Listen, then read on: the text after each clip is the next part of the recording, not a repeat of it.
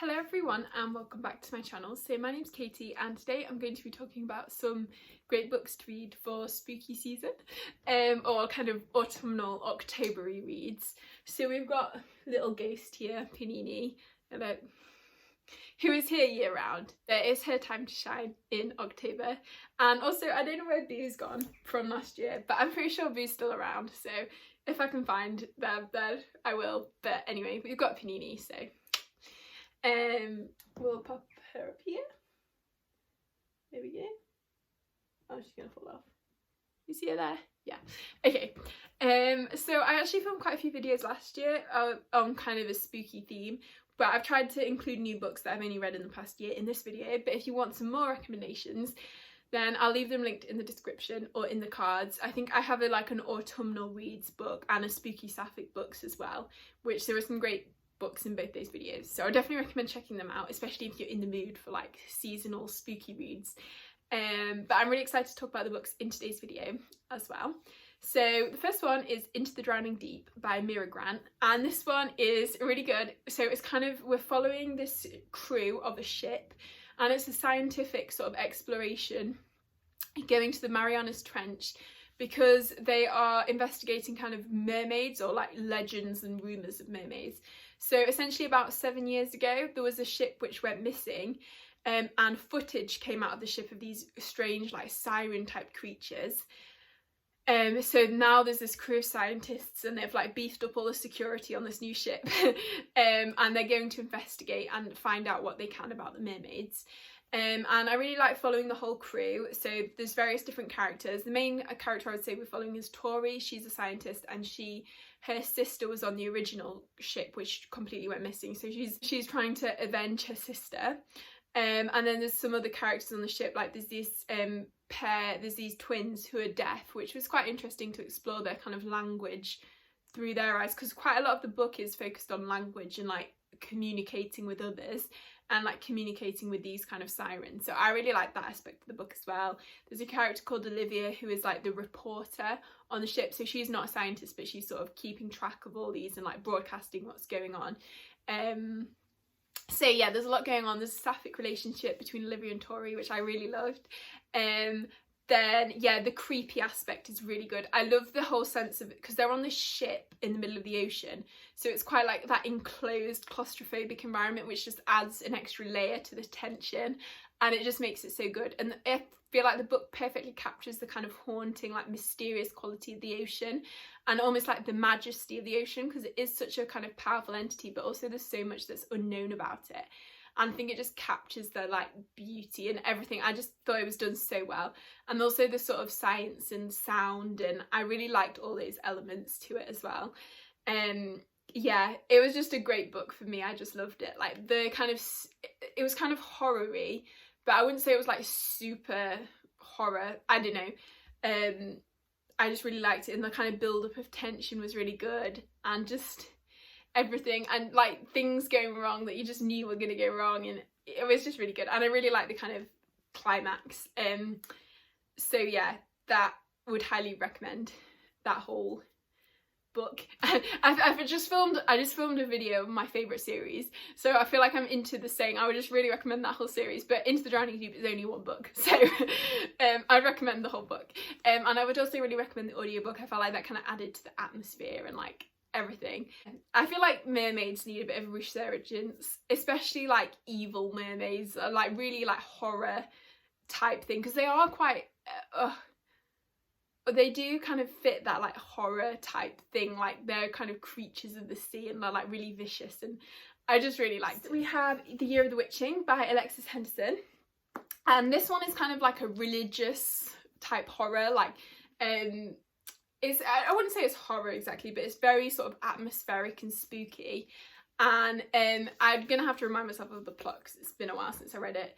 But basically, oh yeah, so Emmanuelle lives in this little village, and she this village is very like religious, and she's kind of looked down upon because her mother was like, what went on with her mother? She doesn't know much about her mother, but her mother was kind of is exile the right word? Not really exile, like outcast of this town. And one day there's this kind of creepy woods on the edge of the village, and Emmanuel goes into the woods, and there's these mysterious, like almost gods, like pagan gods type thing in the woods, and they give Emmanuel her mother's diary, and there she discovers like things, but at the same time in the village there's these kind of almost like biblical plagues going on. Like I think there's 4 or 5 different plagues, but things keep happening, and then people are getting blamed, and like maybe Emmanuel's being blamed a bit. I can't quite remember what happened, but anyway, I think the kind of build up of these like plagues and the like religious undertones to it all, and like I just thought it was really well done. The village Bethel has its own sort of dark secrets, and I just feel like it's done really well. Yeah, I wouldn't say it's horror, so it's like tension and like atmospheric and creepy, like those kind of vibes. Like it's not scary, but it's a really great book to read like October time, because there's like the witches and like the sort of creepy forest type vibes. So yeah, would highly recommend this one as well. And then we have Mexican Gothic, and this is like Gothic horror, which I really love this one. And I didn't like the first Sylvia Moreno Garcia book I read was Gods of Jade and Shadow, and I didn't like it that much. But I'm really glad I decided to give her another chance, because I love Mexican Gothic and I love The Beautiful Ones. They're very different books, but I love them both. But anyway, Mexican Gothic is so like the mansion, and it's so like creepy, and that like haunted house type vibe is just immaculate. So we're following, what's her name actually? Oh, Naomi. And Naomi essentially gets sent to this sort of isolated like mansion where her cousin has gone to live, and her cousin has married the man of the house, but her cousin has sent like Naomi and her father this mysterious message. So Naomi goes try and investigate what's going on, because her cousin Catalina is almost going a bit mad, so they're trying to see what's going on there. But then this house kind of has all these like legends to it, and it's very haunted, and this family that Catalina's married into is quite sinister secrets going on in the family, and there's various like plots going on, like it's almost like the plot thickens type thing. Yes, it's kind of Naomi figuring out what's going on with this family, and there's also quite an interesting kind of theme / story of colonialism, and how, because this family that Catalina is married into are kind of white, and they've come to this sort of, I think it's a mining town or quarrying or something like that, and they've sort of brought their ideals very much to the detriment of the town. And there's also quite a theme of like eugenics and stuff, which I thought was very interestingly explored. But yeah, and then the like creepy house vibes are really good. I love the creepy mushrooms in this book. Like you won't want to eat mushrooms for a while, but yeah, it's just really good. So next we have Witches of Ash and Ruin, and this is a witchy book, and it's very like atmospheric, like foresty, creepy witches, and it's kind of this set in this small Irish town where this sort of serial killer is sort of, who was famous, well not famous, but was around like 20 years ago, is like sort of coming back, and like, or not necessarily the same killer, but the style of killing has come back. And the main character Dana, she has to try and investigate what's going on with her like coven of witches, and this new coven also comes into town, and they team up with them. So but the new coven also has some sort of secrets of their own, and it's also interesting because we sort of get the POV of the killer, and so you know as the reader very early on like almost what's going on, but watching them trying to figure it out is really interesting. And there's a lot of sort of Celtic gods type thing, and the witches kind of bond to a god and like have their sort of channel to the power, which I think was really interesting. And yeah, just the kind of witchy vibes are just really good. And there's a sapphic relationship as well, which I really liked. And that whole like small town like drama, I feel like is very sort of, it's like a classic like horror trope almost. This like small village where people keep dying.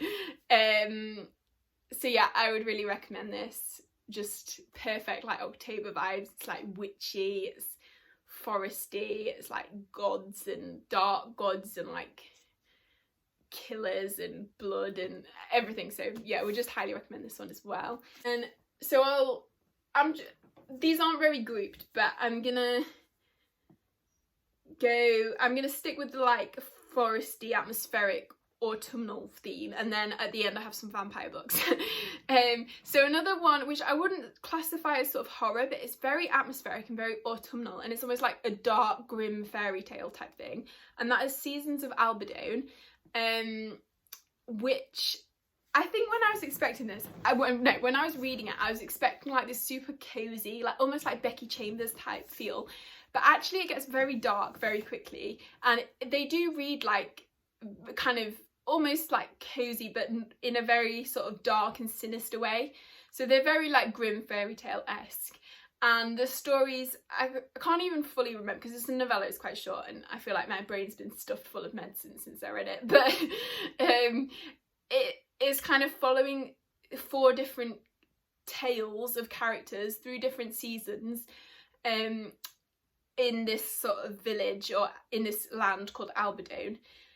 And yeah, the stories do take quite a dark turn, and just the atmosphere and like the way it's written is so, I feel like I've used the word atmospheric way too many times in this video, but it's true, and it just feels so, even though the story takes place like through different points throughout the year, the whole vibe is just very autumnal.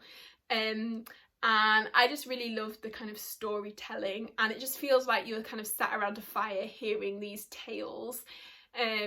So I would really highly recommend it. It's quite short, like you could easily read it in one sitting, and it's just the perfect like evening October read. Just curl up with a cup of tea, get it on your Kindle, and I'm sure it's not very expensive, it's probably like 99p or something, and just read it. Would highly recommend.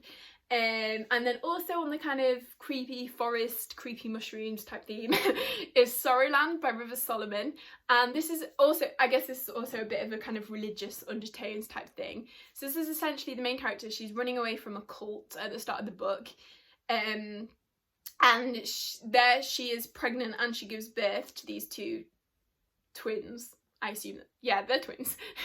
And then she is kind of, we follow her as she's sort of living in the forest by herself, bringing up these twins, and these twins are quite feral, like forest creatures, but at the same time the cult which she escaped from is kind of hunting her down, and as the book goes on, the cult kind of get a bit more involved in hunting them down, and then things start happening. I can't quite remember 100% what happens, but it's really good. The sort of themes of like religion and identity and the whole like culty mindset is really interesting, and I love the sort of horror elements as well to this wood, because the wood is very sort of, it's not haunted exactly, but it reads like a creepy forest type thing, and the kind of plants and animals and just that whole like, what's the word, it's not like overarching, like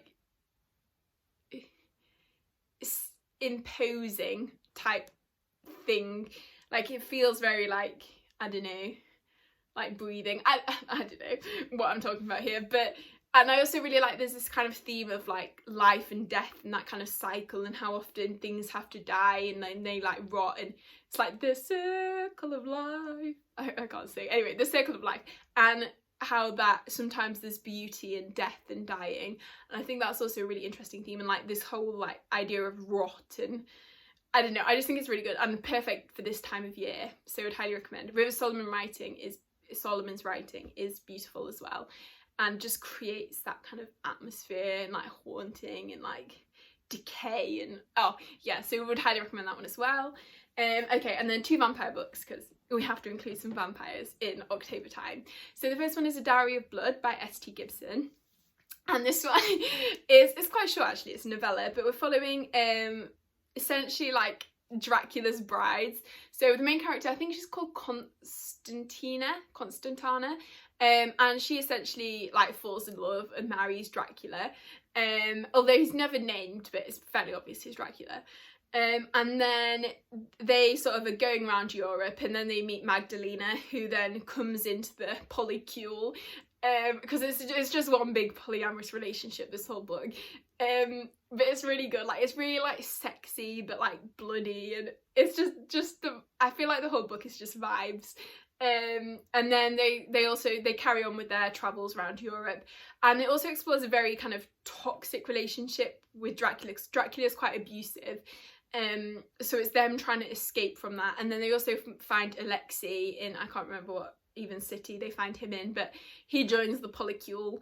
And it's interesting because the opening like page or chapter of the book is from, well, it's all from Constantina's point of view, but it's from a bit in the future, and it's her sort of telling Dracula like, this is why I killed you. So we know from the beginning that she ends up killing Dracula.